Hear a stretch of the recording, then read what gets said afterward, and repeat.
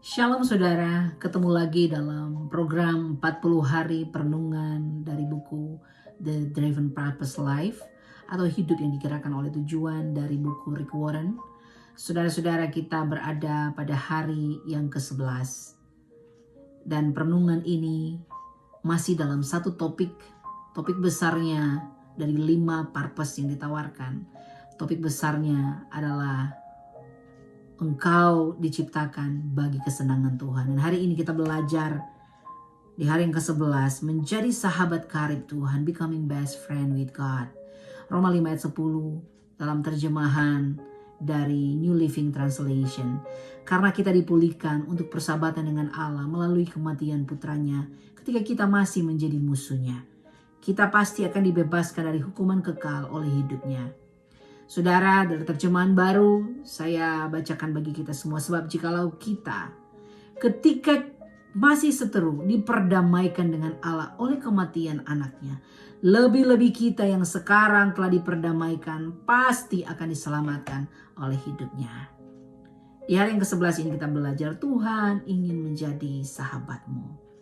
Saudara-saudara, hubungan dengan Tuhan memiliki banyak aspek berbeda.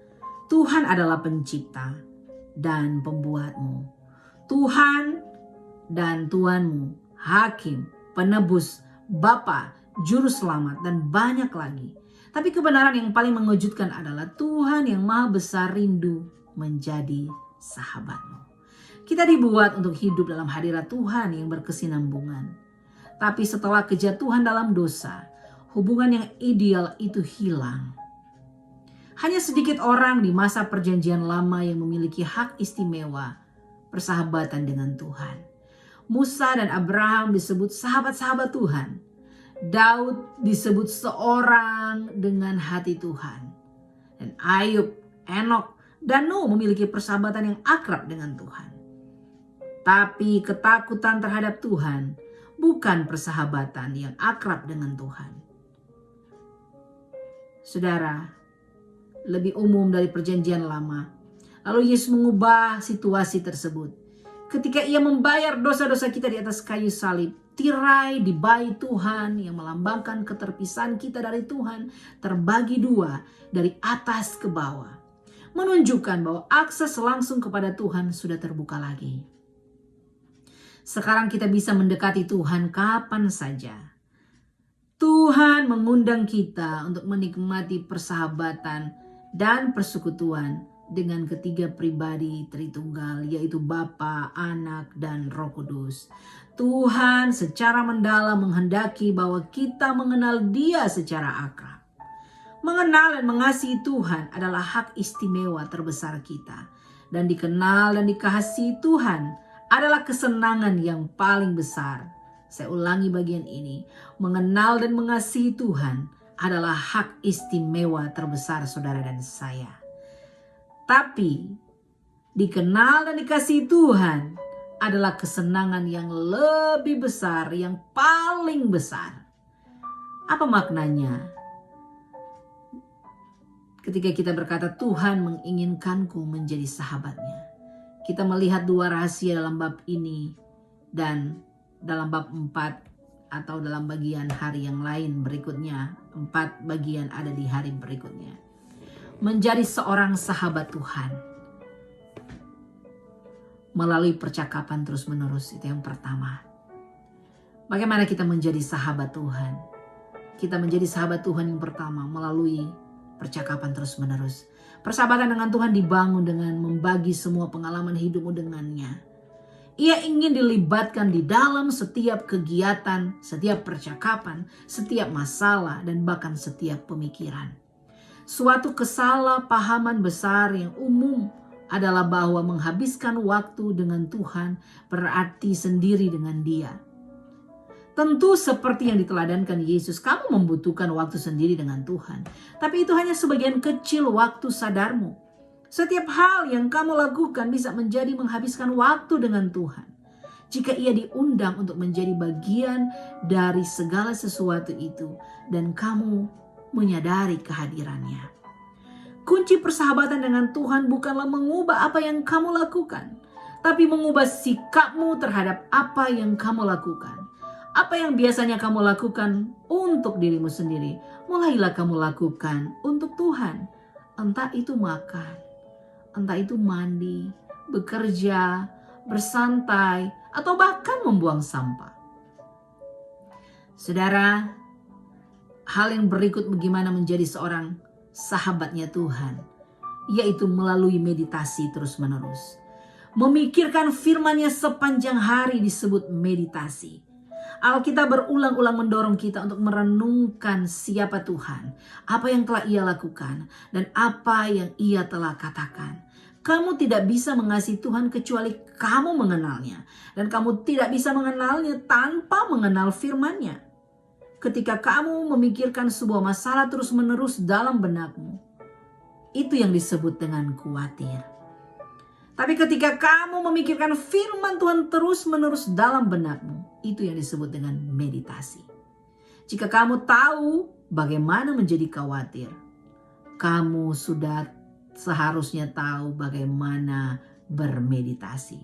Kamu hanya perlu memindahkan perhatian dari masalah ke ayat-ayat firman Tuhan. Saudara, sebagai bagian dari rahasia, dan Tuhan akan membagi rahasia-rahasianya dengan kamu jika kamu mengembangkan kebiasaan memikirkan firman-Nya sepanjang hari.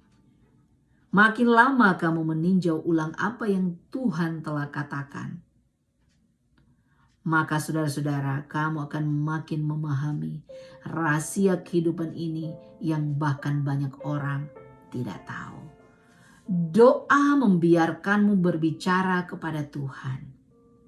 Meditasi membiarkan Tuhan bicara kepadamu. Keduanya adalah hal yang sangat esensi untuk menjadi seorang sahabat Tuhan.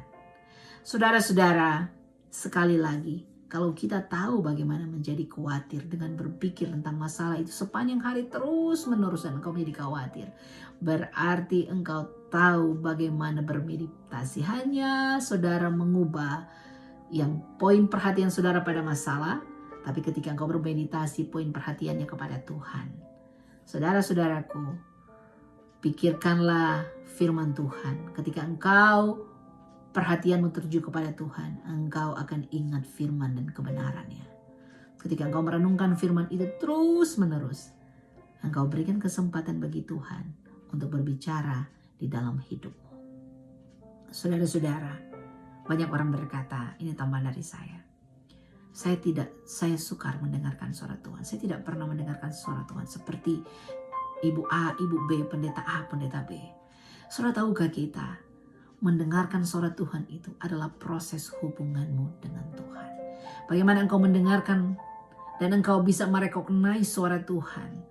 Merecognize-nya seperti engkau merecognize suara anakmu, suara suamimu, suara istrimu, suara orang-orang terdekatmu. Saya punya analogi sederhana. Saya sukar untuk menjelaskan suara suami saya kepada orang lain. Ketika orang bertanya kepada saya, gimana Bapak suaranya?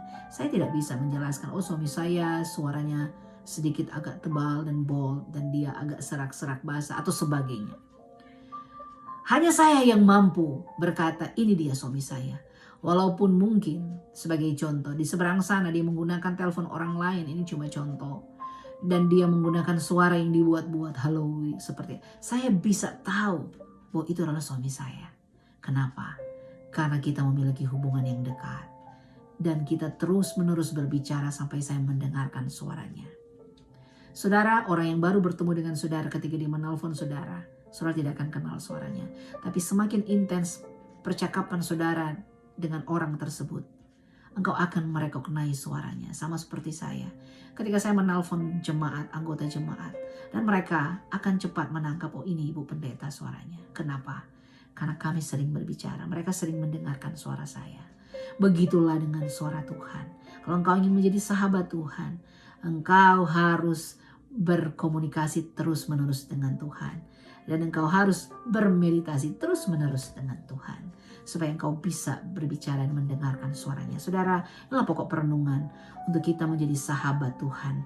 Ayat hafalan dalam Mazmur 25 ayat 14. Tuhan bergaul karib dengan orang yang takut akan Dia, dan perjanjiannya diberitahukannya kepada mereka. Mazmur 25 ayat 14. Tuhan bergaul karib dengan orang yang takut akan Dia, dan perjanjiannya diberitahukannya kepada mereka.